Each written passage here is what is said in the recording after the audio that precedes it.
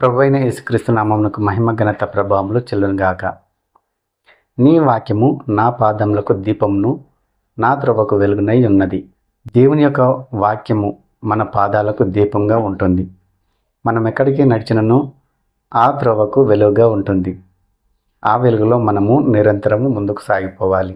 దేవుడే వెలుగై ఉన్నాడు, దేవుని వాక్యమే వెలుగై ఉన్నది. ఆ వెలుగులోనే మనము జీవించాలి, ఆ వెలుగులోనే మనము ముందుకు సాగిపోవాలి.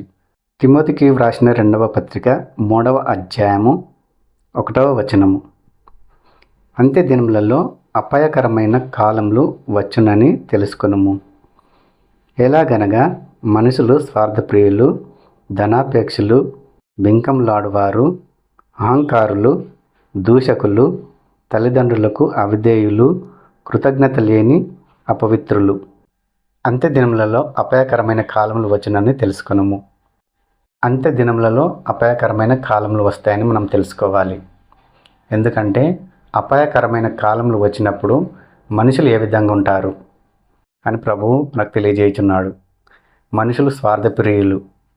చాలామంది స్వార్థానికి ఎగబడతారు. అంత నాకే కావాలి, నాకే చెందాలి, ఇంకెవరికి చెందడానికి వీలు లేదు అని ఆస్తి విషయంలో కానీ భూమి విషయంలో కానీ తగాదాలకు ఎగబడుతుంటారు. కాబట్టి ఇతరులకు మేలు చేయాలని కానీ ఇతరులను ఆదుకోవాలని కానీ ఆలోచనలు చాలామందికి ఉండవు. మొత్తం నాకే కావాలి, నాకే చెందాలి, నేనే బ్రతకాలి, నా భార్య బిడ్డల్ని మాత్రం క్షేమంగా ఉండాలి అని స్వార్థాన్ని చూసుకుంటారు. అలా మనం ఉండకుండా మనము వారికి వ్యతిరేకంగా జీవించాలి. మనం ప్రేమ కలిగి జీవించాలి, ఇతరులను ఆదుకునే విధంగా జీవించాలి. దేవుడు మనకు ఏదైతే ఇచ్చాడో దాంట్లో మనం ఇతరులకు సహాయం చేసే విధంగా మనం జీవించాలి. అలాగే ఈ లోకంలో చాలామంది ధనాపేక్షలు ఉన్నారు.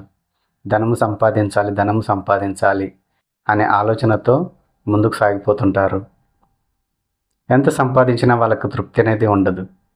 సంపాదించిన దాంతో ఇతరులకు సహాయం చేయాలి, ఒకవేళ సహాయం చేసినా ఇష్టం ఉండి ఇష్టం లేనట్టు సహాయం చేస్తుంటారు. తన ధనంలో ఇంకా కొంచెం తక్కువ అవుతుందేమో అనే ఆలోచనతో ఇతరులకు సాయం చేయడం మానేస్తారు.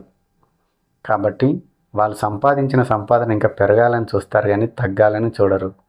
ఇంకా అన్యాయంగా అక్రమంగా దోచుకోవడము దాచుకోవడము చేస్తుంటారు. ఈ విధంగా ధనాన్ని సమకూర్చుకొని ధనవంతులుగా ఎదుగుతుంటారు. ధనవంతులు కావాలని తెగ ఆశపడుతుంటారు. అలా ఉండకుండా మనకున్న దాంట్లో ఇతరులకు సాయం చేసే విధంగా మనం ఉండాలి. మనం ఎంత సంపాదించినా కానీ మనం సంపాదించిన దాంట్లో ఇతరులకు సాయం చేసే విధంగా ఉండాలి.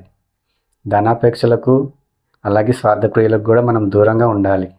అలాగే బింకంలాడువారు అహంకారులకు కూడా మనం దూరంగా ఉండాలి. కొంతమంది మాట్లాడితే చాలు అహంకారంతో విర్రవీగిపోతుంటారు. అహంకారమైనటువంటి మాటలు మాట్లాడుతుంటారు. తాము సంపాదించిన ఆస్తిపాస్తులను చూసుకొని, తాత ముత్తాతలు సంపాదించిన ఆస్తిపాస్తులను చూసుకొని నానా విధాలుగా ఇతరులను చిన్నచూపు చూస్తుంటారు, దూషిస్తుంటారు. అలాంటి బింకంలాడే వారికి, అహంకారులకు, గర్విష్ఠులకు మనం దూరంగా ఉండాలి. వారి జోలి మనం పోకూడదు. ఎందుకంటే కఠిన హృదయం వారికి ఉంటుంది కాబట్టి అలా గర్వంతో అహంకారంతో విరవీగిపోయే వారికి మనం దూరంగా ఉండాలి. ఈ లోకంలో గర్వం గల వాళ్ళు ఉన్నారు, అహంకారులు ఉన్నారు, బింకంలాడేవారు ఉన్నారు, అబద్ధ సాక్ష్యం చెప్పేవారు ఉన్నారు. అలాగే ఈ లోకంలో దూషకులు కూడా ఉన్నారు. మాట్లాడితే చాలు మీద పడిపోతుంటారు, దూషిస్తుంటారు, దుర్భాషలు ఆడుతుంటారు. మంచిగా మాట్లాడడం రాదు, అన్ని చెడ్డ మాటలు మాట్లాడుతుంటారు. కాబట్టి అలా దూషించే వారికి, ఏలన చేసేవారికి మనం దూరంగా ఉండాలి. ఎగతాళి చేసేవారికి దూరంగా ఉండాలి. వ్యర్థమైన మాటలు మాట్లాడే వారికి దూరంగా ఉండాలి. ఆయనను అనుసరిస్తూ ఆయన మార్గంలోనే మనం ముందుకు సాగిపోవాలి తప్ప దూషకులతోనూ, అహంకారులతోనూ, గర్విష్ఠులతోనూ, బింకంలాడు వారితోనూ, ధనాపేక్షలతోనూ, స్వార్థప్రియులతోనూ మనం ఏమాత్రం ఉండడానికి వీల్లేదు.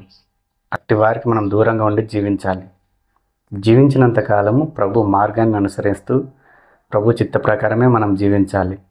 పరిశుద్ధ గ్రంథం ద్వారా దేవుడు మనకేం తెలియజేయుచున్నాడో దాన్ని అనుసరించి మనం జీవించాలి. అంతేగాని లోకస్తుల జోలికి మనం పోకూడదు. అలాగే తల్లిదండ్రులకు అవిధేయులు, కృతజ్ఞత లేని అపవిత్రులు.